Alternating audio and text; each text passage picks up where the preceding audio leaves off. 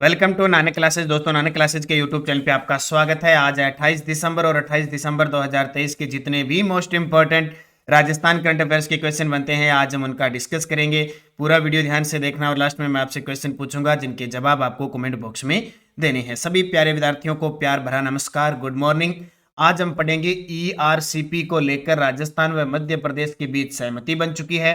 कोटा की सपना प्रजापति चर्चा में रहने का क्या कारण, और 1 जनवरी 2024 से रसोई गैस सिलेंडर सब्सिडी योजना शुरू होगी, इसका नाम भी परिवर्तित कर दिया गया है। और क्या योजना है, पूरी डिटेल हम पढ़ेंगे।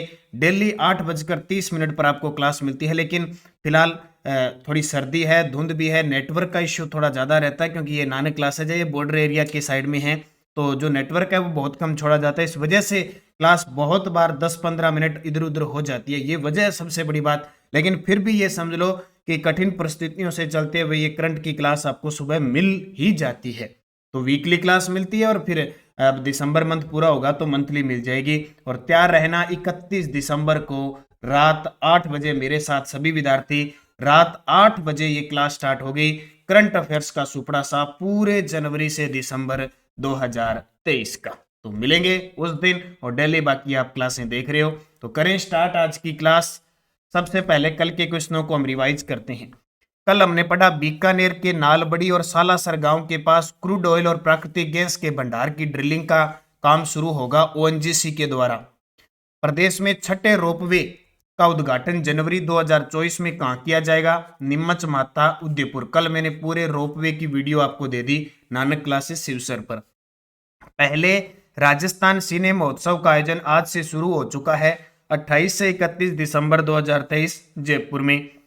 किस जिले में राज्य अक्षय ऊर्जा निगम 2450 मेगावाट का सोलर पार्क विकसित करेगी, ये बीकानेर में। और किन दो शहरों को सोलर सिटी घोषित किया जाएगा, पुष्कर और अजमेर। और एक हमने पढ़ा कन्हैयालाल सहल पुरस्कार 2022-23 यश गोयल। इसकी क्विज आपको टेलीग्राम नानक क्लासेस शिवसर पर मिल चुकी है, प्लस इसकी पीडीएफ मिल चुकी है, प्लस इसका रिवीजन शाम को 6 बजे नानक क्लासेस शिवसर यूट्यूब पर पैनल के रूप में मिल जाता है। पहला प्रश्न, लखनऊ में आयोजित खेलो इंडिया नेशनल महिला सब जूनियर जूडो लीग टूर्नामेंट में राजस्थान किस टीम से हारकर उप विजेता रहा। स्टार लगा लेना, ऐसे प्रश्न आपको एग्जामिनर पक्के पूछेंगे।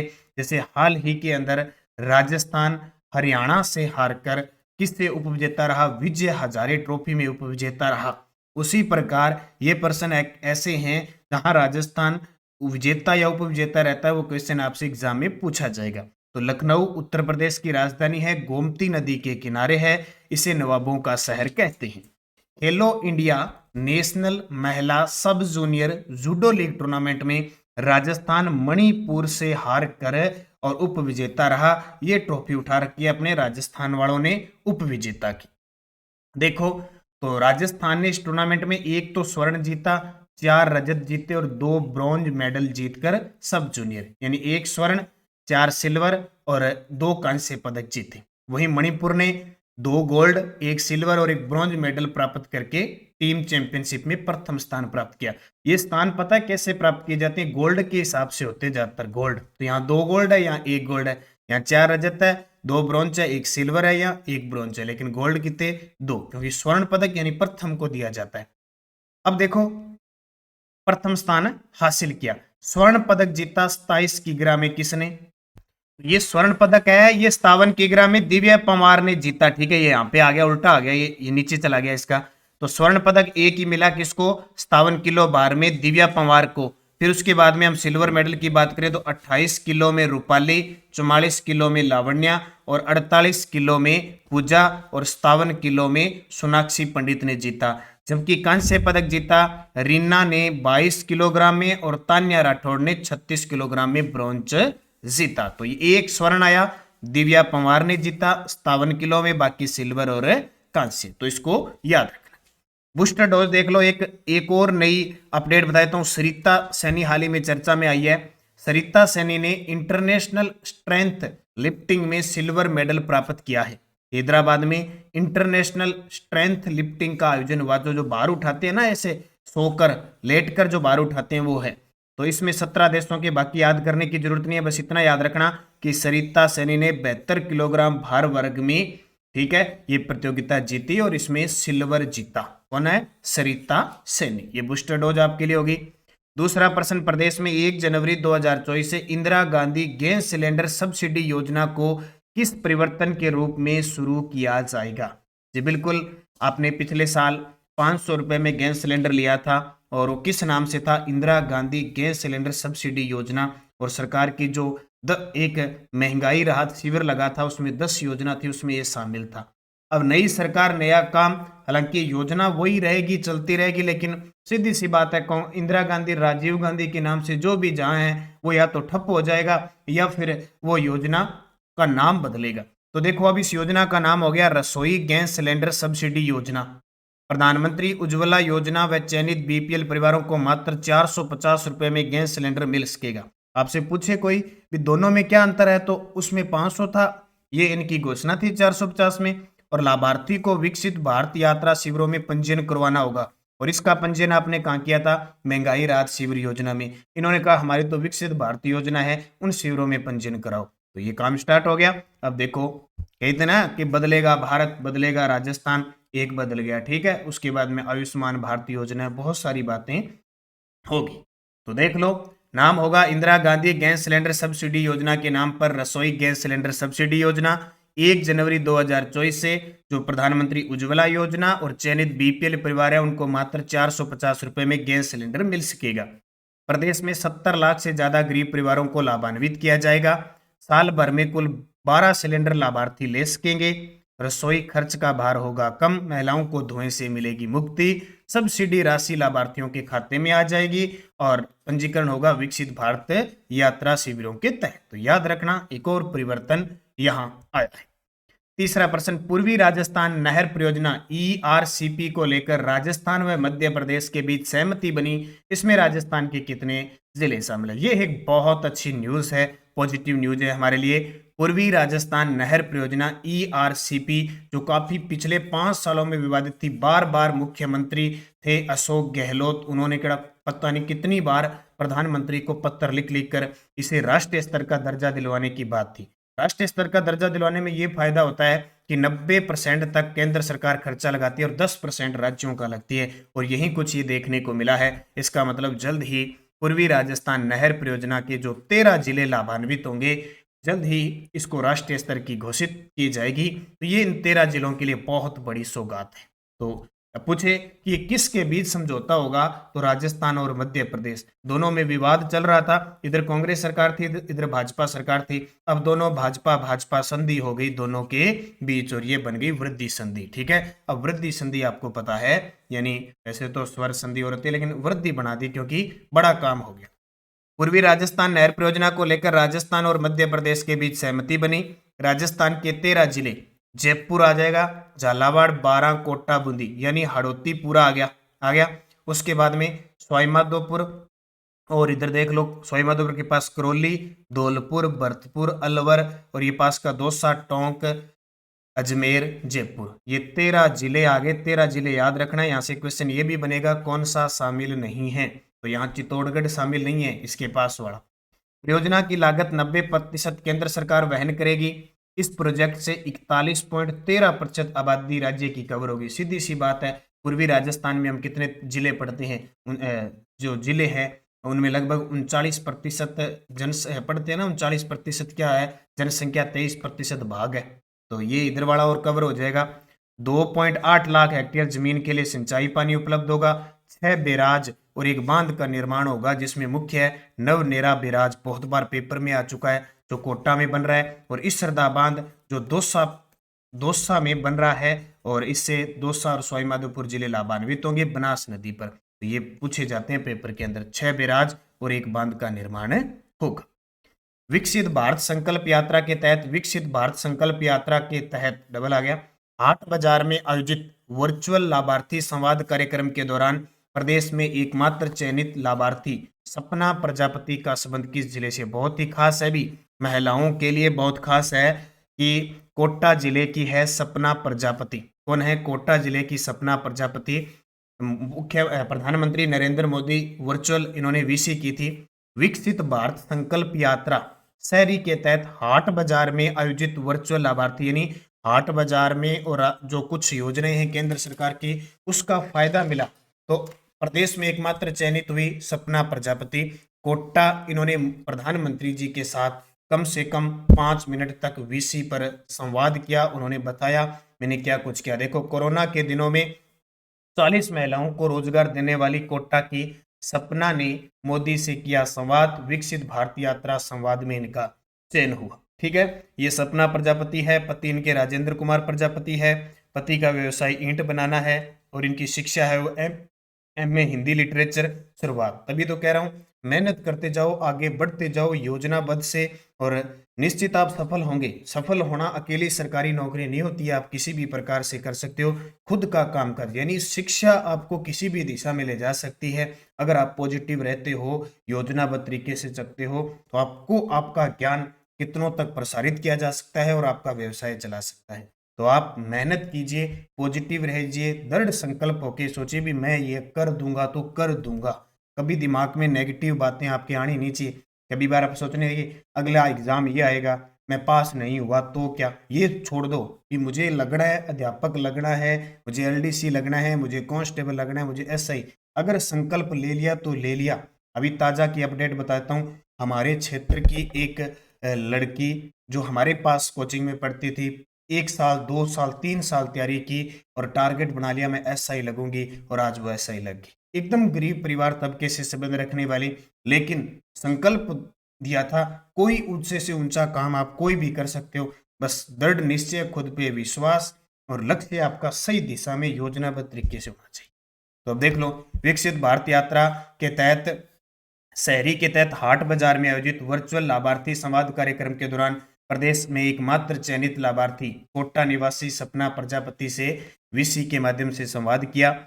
प्रधानमंत्री को सपना प्रजापति ने शहरी आजीविका mission, PMEGP, PM Samman Nidhi योजना के माध्यम से सब रोजगार शुरू करने और अपना व साथ काम करने वाली 40 महिलाओं के जीवन में आए बदलाव की कहानी सुनाई। मेहनत करती जाइए। आपने डॉक्टर कीर्ति शर्मा, कीर्ति भारती का नाम सुना है, आपने रूमा देवी का नाम सुना हुआ है, आपने अभी दिव्य कीर्ति सिंह राठौड़, अवनी लेखरा, गायत्री यादव, ऐसी महिलाएं जो अपने दम पर समय सहायता समूह के माध्यम से आज सब रोजगार चला रही है, और कितनी महिलाओं को उन्होंने जोड़ रखा है। निक्षय पोषण योजना के तहत क्षय रोगियों को प्रतिमाह कितनी आर्थिक सहायता दी जा रही है। क्षय क्या होता है? तपेदिक रोग होता है, टीबी का रोग होता है, एक संक्रमण रोग होता है। ठीक है, तो प्रतिमाह आर्थिक सहायता दी जा रही है 500। केंद्र सरकार का, राज्य सरकार का नहीं, हमारे देश को हम 2025 तक टीबी से मुक्त करना है, ये हमारा टारगेट है। इसके लिए लगातार एजेंडे अपनाए जा रहे हैं। पूरी डिटेल देखो। विकसित भारत संकल्प यात्रा के तहत आयोजित स्वास्थ्य शिविरों में क्षय रोगियों को अतिरिक्त सामाजिक सुविधा उपलब्ध करवाने के लिए प्रधानमंत्री टीबी मुक्त भारत अभियान के तहत 2700 से अधिक नए निक्षय मित्र बनाए गए। ठीक है, उन्हें पौष्टिक आहार वगैरह किट उपलब्ध करवाए जा रहे हैं, और निक्षय पोषण योजना के तहत 500 रुपए प्रतिमाह दिए जा रहे हैं। ये ध्यान रखना, 500 रुपए प्रतिमाह। अब 2025 तक टारगेट है, तो राजस्थान में ये सूचना दी जा रही है कि लगभग अब 4% ही टीबी के रोगी रह चुके हैं, इनको भी जल्द हासिल कर लिया जाएगा। अब पूरी डिटेल इसकी बूस्टर डोज में थोड़ी स्पीड से देख लो। निक्षय कवच योजना, टीबी संक्रमण के रोकथाम हेतु प्रदेश में निक्षय कवच योजना संचालित की जा रही है। गंभीर क्षय रोगी है जो बहुत ज्यादा है, उनको 2 स्पीटून कप, 10 मास्क, 10 लीटर फिनोल उपलब्ध करवाए जा रहे हैं लगातार। निक्षय पोषण योजना के अंतर्गत उपचार की पूरी अवधि तक 500 रुपए प्रतिमाह दिए जा रहे हैं। स्वास्थ्य विभाग ने, अपने राजस्थान स्वास्थ्य विभाग ने 15 अगस्त 2022 से अप्रैल 2023 तक टीबी मुक्त अभियान शुरू किया था, जो प्रथम चरण था। फिर 24 अगस्त 2023 से दूसरा चरण भी शुरू हो गया। ठीक है, केंद्र सरकार ने देश को वर्ष 2025 तक टीबी से मुक्त करने का लक्ष्य रखा है। राजस्थान में हमारे गांव टीबी न पसारे पांव अभियान चलाया जा रहा है, और निक्षय पोर्टल लॉन्च किया है। नोट कर लेना, पोर्टल कौन सा? निक्षय पोर्टल। हमारे गांव टीबी न पसारे पांव अभियान। राजस्थान, टीबी हारेगा राजस्थान जीतेगा, ये अध्यय वाक्य है। राजस्थान सरकार द्वारा टीबी रोगियों को ये देने के लिए 500 रुपए की सहायता दी जा रही है। और राजस्थान का जो अभी टीबी पर उन्मूलन पर रोक लगातार काम करने पर टीबी इंडेक्स में राजस्थान का चौथा स्थान है। राजस्थान के 4 जिलों को कांस्य और 4 जिलों को रजत पदक मिल चुका है केंद्र सरकार की तरफ से इस योजना के तहत, और राज्य में 29 ग्राम पंचायत टीबी से मुक्त भी हो चुकी है। तो इतनी पूरी डिटेल आपको अच्छे तरीके से याद रखनी है, क्योंकि हमें 25 तक टीबी से मुक्त होना है। तो हर एक विद्यार्थी जागरूक हो, इसलिए एग्जामिनर ये क्वेश्चन आपको पक्का हर पेपर में देने की कोशिश करेगा। राजस्थान में चर्चित महिलाओं के बारे में असत्य। देखो 2023 का साल जा रहा है, तो कुछ चर्चित जो भी बातें आएंगी हम पढ़ते रहेंगे। देखो, कोटा की नंदिनी मिस इंडिया 2023 बनी थी, बिल्कुल सही है। प्रोफेसर अल्पना कटेजा राजस्थान विश्वविद्यालय की पहली महिला स्थायी कुलपति बनी, ये भी सही है। दिया कुमारी राजस्थान की उप मुख्यमंत्री बनी, ये भी सही है। और दिव्या कीर्ति सिंह राठौड़ को 2023 का मेजर ध्यानचंद पुरस्कार मिला, ये गलत है। दिव्या कीर्ति सिंह राठौड़ को अर्जुन पुरस्कार मिला। कौन सा? अर्जुन। अब कुछ चर्चित महिलाओं के बारे में चर्चा करते हैं चलते चलते। प्रमुख चर्चित महिला दिव्या कीर्ति सिंह राठौड़ घुड़सवार है, 2023 का अर्जुन पुरस्कार मिला। जन्म इनका नागौर डिडवाना में हुआ और इनका वर्तमान मूल निवास जयपुर की है। इनको केंद्रीय चुनाव आयोग ने राज्य स्टेट आइकॉन इलेक्शन आइकॉन नियुक्त किया था और एशियन खेल के अंदर इन्होंने घुड़सवार टीम इवेंट में स्वर्ण पदक जीता और राज्यपाल कलराज मिश्र ने हाल ही में इन्हें इंडिया टुडे अवार्ड से सम्मानित किया। कोटा की नंदिनी गुप्ता मिस इंडिया 2023। कल्पना टेजा राजस्थान विश्वविद्यालय की पहली स्थायी महिला कुलपति और राजस्थान में भाजपा की पहली महिला उप मुख्यमंत्री बनी है। आज तक दिया कुमारी कौन बनी है? दिया कुमारी, इससे पहले एक ही बनी थी कमला बेनीवाल, वो कांग्रेस की थी। राजीविका की ब्रांड एम्बेसडर रूमा देवी अभी राष्ट्रपति आई। द्रौपदी मुर्मू जैसलमेर के अंदर आए थे, उन्होंने इनकी राजीविका के माध्यम से जो काम कर रही है उनको बहुत ही सराहा था। और पूर्व मुख्यमंत्री वसुंधरा राजे झालरापाटन विधानसभा से विधायक बनी। 16वीं राजस्थान विधानसभा में चुनाव में इस बार महिलाओं ने 74.72% वोटिंग करके पुरुषों से ज्यादा, पुरुषों ने कितने की? 74.53 वोटिंग की। 16वीं राजस्थान विधानसभा में 20 महिला विधायक बनी। 18 अगस्त 2023 को सीएम गहलोत थे। गहलोत महिलाओं के लिए समर्थ सखी योजना, इंदिरा रसोई ग्रामीण, एकीकृत खेती क्लस्टर कार्यक्रम और डिजिटल सखी योजना का शुभारंभ किया था। बाल विवाह की घटना में 2019 से 21 में 25% तक गिरावट आई है बाल विवाह की दर में। और सैंपल रजिस्ट्रेशन सिस्टम के अनुसार 2017 से 19 और 2018-20 के बीच मातृ मृत्यु अनुपात प्रति 1 लाख जीवित बच्चों पर 141 मृत्यु के स्थान पर 113 रह गया। तो ये कुछ अपडेट महिलाओं से, चर्चित महिलाओं से संबंधित, लिंगानुपात से संबंधित। हालांकि लिंगानुपात भी हमारा 946 हो चुका है। तो चर्चित महिलाओं से जब जब अब न्यूज में 3-4 दिन आती रहेगी, मैं ऐसी चीजें आपको बताता रहूंगा। बुक बाजार में उपलब्ध हो चुकी है। अब तक जिस विद्यार्थी ने पुस्तक नहीं ली है, हर एक विद्यार्थी के पास ये पुस्तक होनी चाहिए। जनवरी से दिसंबर 2023 आने वाली हर एक एग्जाम के लिए इंपॉर्टेंट रहेगी। ऑफलाइन ऑनलाइन दोनों ही सुविधा है। ऑनलाइन की सुविधा सिर्फ हमारी डाक के माध्यम से है। तो डाक में वीडियो के डिस्क्रिप्शन में लिंक दे रखा है, नंबर दे रखे हैं 80-580-2201। इस नंबर पे डाक का खर्चा समेत 135 रुपए की बुक है। आप पे करके स्क्रीनशॉट डाल के डाक का एड्रेस लिखते हैं। तो हर एक विद्यार्थी के पास बुक होनी चाहिए अगर 2024 में लगना है नौकरी। तो हर प्रकार की भर्ती आएगी। और पिछले वीडियो का क्वेश्चन था, प्रदेश में शिक्षा विभाग द्वारा विद्यार्थियों द्वारा ऑनलाइन पाठ्यक्रम पूरा करने के लिए कौन सा कार्यक्रम शुरू किया गया? स्कूल आफ्टर स्कूल कार्यक्रम। और अब आपके लिए क्वेश्चन जिसका जवाब कमेंट में देना है। राजस्थान के किन 2 शहरों को सोलर सिटी घोषित किया जाएगा? पुष्कर जैसलमेर, कुलायत फलोदी, बालोतरा जालोर, बीकानेर सांचौर। और यस्टरडे डोज मानसी वाक्कल नदियों का उद्गम स्थल फुलवारी किनाल अभ्यारण्य से होता है। चंद्रभागा व कोठारी नदी का अपवाह तंत्र है बंगाल की खाड़ी। बालाथल सभ्यता कोठारी नदी के किनारे है। राजस्थान की एकमात्र नदी जिसका प्रवेश और निकास दक्षिण दिशा से होता है माही नदी। और कांतली नदी वर्तमान में कितने जिलों में प्रवाहित होती है? 3। नीम के थाना में भी जाती है, सीकर में भी जाती है और झुंझुनू में जाती है। नेक्स्ट डोज 5 क्वेश्चन जो शाम 6 बजे आपको टेस्ट दिया था नानक क्लासेज ऐप में, इस टेस्ट सीरीज चल रही है। ये मात्र 200 रुपये में पूरे साल भर आपको राजस्थान जीके मिलेगा। सीरीज नंबर 4 में आप जाके देखें शाम 6 बजे। जेत सागर तालाब कहाँ स्थित है? 8 खंबा महल जो कि सूर सिंह द्वारा निर्मित है किस झील के किनारे हैं? किस झील को राज्य सरकार ने टेम्पल टाउन का दर्जा दिया है? ख्वाजा हिसामुद्दीन चिश्ती की दरगाह किस झील के किनारे हैं? और रूपनगढ़, मेंथा और खंडेला नदियां अपना जल किस झील में जमा करवाती है? सही जवाब आपको कमेंट बॉक्स में देना है। जाते जाते वीडियो को लाइक जरूर कर देना, शेयर कर देना। नानक क्लासेज ऐप में एलडीसी, कांस्टेबल, एसआई, इसके अलावा 31 दिसंबर को आ रही है आपके लिए महा मैराथन। 8 बजे तैयार रहना, रात्रि 8 बजे तैयार रहना। पूरे करंट का सुपड़ा साफ अपने करेंगे। और आप मेरे साथ इंस्टाग्राम पे भी जुड़ सकते हैं, शिव कुमार 8094 नाम से। अभी मैंने इंस्टाग्राम शुरू किया है, तो इसमें स्टडी से रिलेटेड भी आपकी चीज़ें मिलती रहेगी। कोई भी अति आवश्यक अगर किसी की सूचना है विद्यार्थी की, तो वह मुझे मैसेज कर सकता है। और डेली न्यूज एनालिसिस में आज हम पढ़ेंगे राजस्थान में इंदिरा गांधी गैस सिलेंडर की जगह रसोई गैस सिलेंडर, और पूर्वी राजस्थान नहर परियोजना को मिली केंद्र सरकार की मंजूरी। पूरी डिटेल पूरे व्याख्या के साथ हम पढ़ेंगे। बस निरंतर जुड़े रहें नानक क्लासेस के साथ। और इस पुस्तक का रिवीजन देखने के लिए आप प्रताप क्लासेस ज्वाइन कर सकते हैं, वहां पे आपको इस पुस्तक का पूरा रिवीजन मिल रहा है। और मेरे द्वारा तैयारी की गई आरबीएससी माध्यमिक शिक्षा बोर्ड की पुस्तक है, उसका भी रिवीजन वहां पे मिल रहा है। बस पढ़ते रहो, बढ़ते रहो, आगे बढ़ते रहो, निश्चित आप सफल होंगे। धन्यवाद। जय हिंद, जय भारत, जय राजस्थान।